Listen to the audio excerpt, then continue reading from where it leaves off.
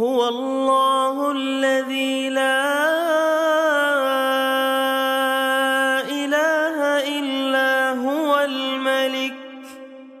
الملك القدوس السلام المؤمن المهيمن العزيز الجبار المتكبر سبحان الله عما يشركون.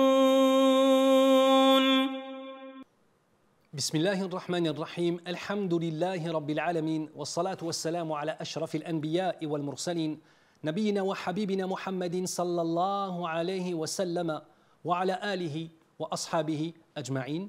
أما بعد. Aujourd'hui avec deux noms d'Allah Azza wa Jal qui sont dans la continuité de Al-Aziz Al-Jabbar, les noms qui prouvent cette puissance et surtout cette puissance qui va nous permettre d'emporter la victoire. Al-Ghalibu Al-Nasir. Al-Ghalib, le dominateur. Al-Nasir, celui qui va donner la victoire. Mais qu'on soit bien clair, aucune victoire ne peut parvenir dans ton âme, sur ta propre âme, et vis-à-vis des créatures, sans le soutien d'Allah Azza wa Jal. Et ne confondons pas le fait simplement de dominer quelqu'un et le fait d'avoir obtenu la victoire. Car quand on parle du Nasr en tant que tel, la victoire, c'est une victoire selon ce qu'aime Allah. Donc, tu n'as rien remporté et tu n'as rien gagné lorsque pour remporter et gagner dans l'apparence des choses, tu as utilisé un moyen qui n'est pas agréé de la part de notre Seigneur. On n'a pas la victoire à tout prix. On a toujours la victoire dans les conditions qu'Allah Azza wa Jal aime, car cette victoire doit être une adoration pour Allah subhanahu wa ta'ala.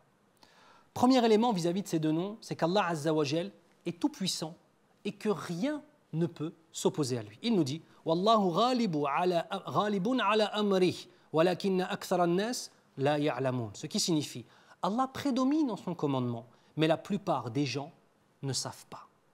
Le commandement d'Allah Azza wa Jal arrivera, quoi qu'il arrive. Wa yamkurun wa yamkurullah wallahu khayrul makirin. Et ils complotent et ils font des stratégies, alors qu'Allah Azza wa Jal face à eux met en place une stratégie droite, bonne, pure, et il est le meilleur de ceux qui font des stratégies à mettre en place. Subhanahu wa ta'ala. Ça signifie que peu importe ce que nos ennemis feront, diront, peu importe leur complot, peu importe leurs moyens financiers. Wallah, mes frères et sœurs, prenons quelques minutes pour réfléchir à quelque chose. L'islam et sa présence en France datent des années, 50, mais vraiment on a commencé à avoir une da'wa début des années 90 et il y a eu vraiment une grosse da'wa dans les années 2000.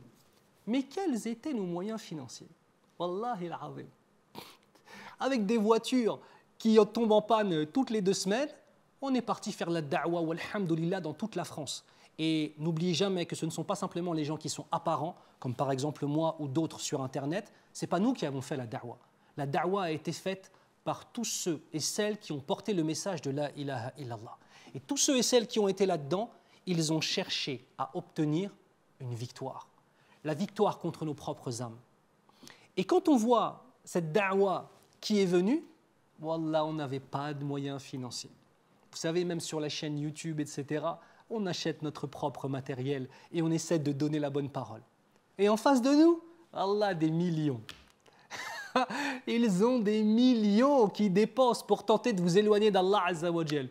Et tu prends quelqu'un avec une chéchia tordue, une petite caméra, un vieux téléphone qui fait des rappels sur Allah subhanahu wa ta'ala, des enseignements, et on les domine. Ça, c'est la victoire qu'Allah Azza wa Jal donne à qui il veut. Wallah, moi, ça me fait toujours sourire de voir les milliards qu'ils dépensent, alors que juste en face avec La ilaha illallah Muhammadur Rasulullah, on a des gens qui rentrent dans le din afwaja, par vagues successives, walhamdulillah.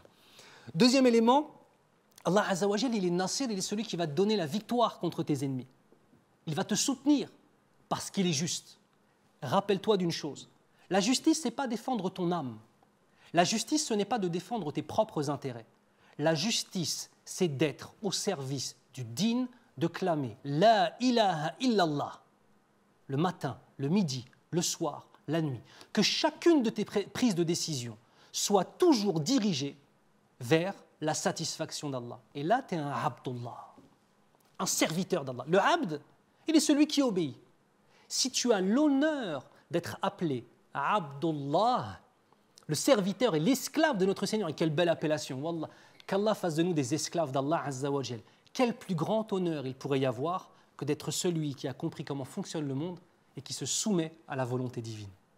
Allah, c'est le Ghalib et c'est le Nasir, celui qui domine par sa décision toute chose, et il est celui qui va te donner la victoire sur ta propre âme, mais aussi sur tous ceux à l'extérieur de nous qui veulent nous détruire.